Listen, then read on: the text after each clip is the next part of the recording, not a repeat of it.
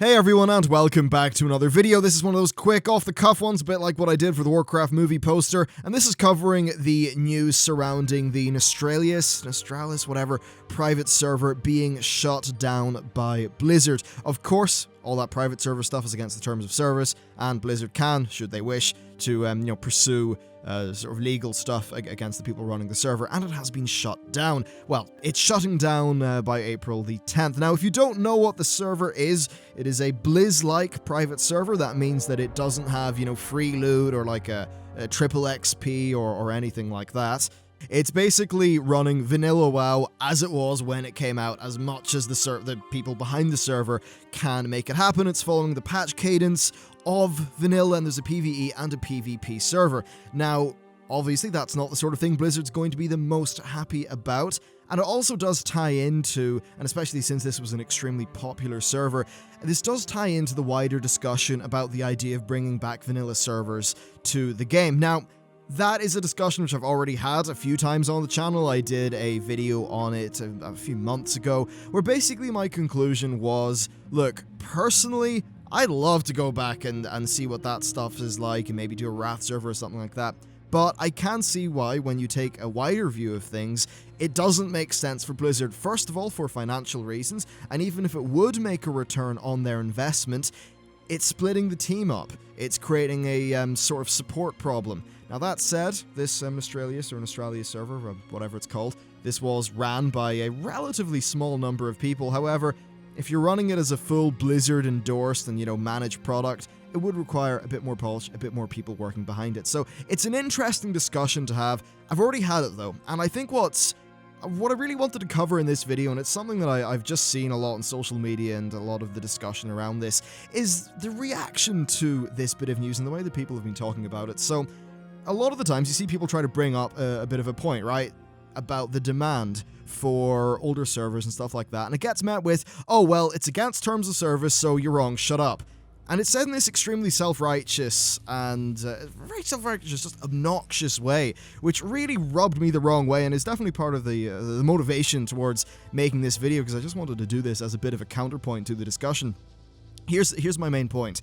Yes, it's against the terms of service. That is a literal matter of fact. It's also extremely boring. As a matter of fact, we can't really discuss it that much, and it's not really it's just a metric, all this private server stuff. It's a metric of consumer demand to something the Blizzard could do. So whether it's against the terms of service or for the terms of service, nobody particularly cares. That's side to the discussion, in the same way that, I don't know, maybe bringing back a game that is currently not supported or sold by developers from 10 years ago and doing it by cracking a version of it and, technically, torrenting it or something like that. There's a consumer demand there. Yes, technically it's illegal, but the discussion is about demand for a product rather than anything else. So I've just seen a lot of people try to bring that discussion up and use this as a way to talk about a topic that they care about, and that's just been sort of met with this really just obnoxious, not very nice, oh, it's against the TOS thing. It sort of popped up on social media. It really did my head in. Now, as far as Nostalrius goes, from what I hear,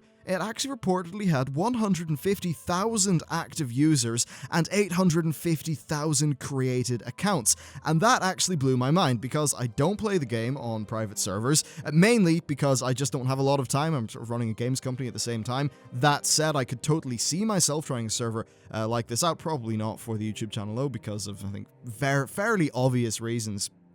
But I just think that is a real metric. 850,000 accounts, 150,000 active players.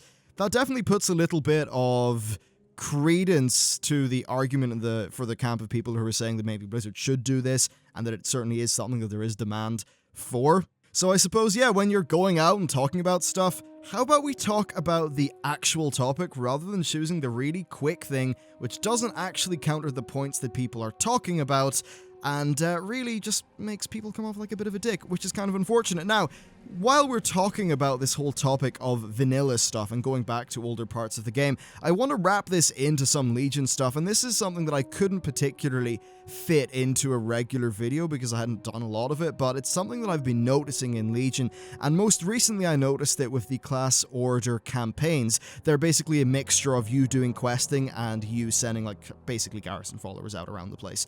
And actually, a decent amount of that content was taking place in the old world. For one of the quests, I had to hunt down some stuff in Silithus. Now that was really cool because I had not had a reason to go back to Silithus in quite a long while, so that got me out into another part of the world. So when it comes to perhaps how Blizzard designed some elements of the game, sure, maybe they're not going to do like a vanilla-like server or something like that, but perhaps you could see some of this as just a metric for people wanting to experience the older actual world in World of Warcraft. And perhaps because of that, when we look at some of the design decisions that they make, and again, this is what I think is a more interesting discussion than just saying, blah, terms of service, let's shut the conversation down. No, we can talk about cool stuff like this. I would wonder if maybe seeing metrics like this, because it's going to be it's going to be easily evident to anybody working within Blizzard in a development position that there is a real desire to see some of that old content.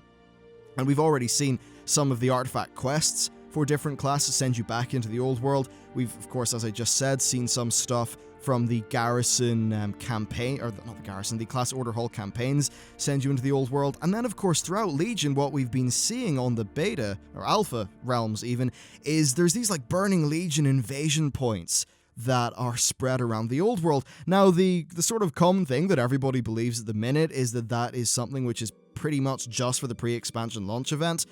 I don't know if we've had official word on that. We haven't had any official word that I've really noticed, so I would wonder if maybe that will roll into some form of system in Legion that has us going into the old world.